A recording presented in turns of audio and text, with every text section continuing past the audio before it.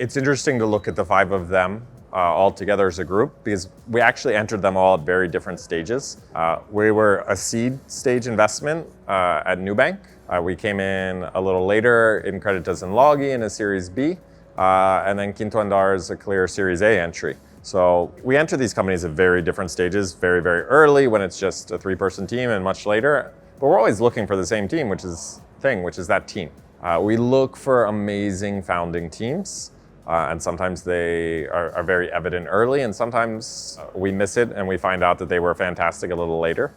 So what we look for first is a team. Second, we look at the market they're tackling to make sure that it actually is something that could be huge. All five of them have truly tackled massive verticals and massive areas just in Brazil. Obviously, they're all looking abroad now, or almost all of them are looking abroad now, and expanding into new areas and into new countries.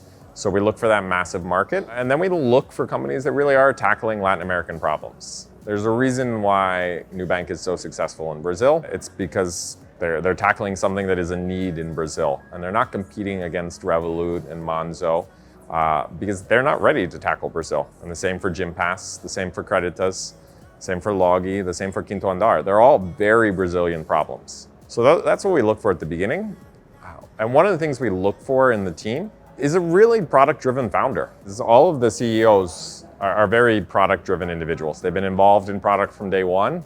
And as they've moved to scale their companies and to run their company, as they passed off product, how they run product and how they think of product has been left behind. And when you walk into a Logi and you sit with their tech team, with their CTO and their CPO and their product managers, you can feel a very Logi feel. And it's different from what you get inside Nubank, which is coming from David and it's coming from Hugh, their VP product. And it's different from Creditas, how Sergio has left things behind. Quinto Andar, you have Gabriel, who's very detail-oriented and still wants to jump in the design sprints.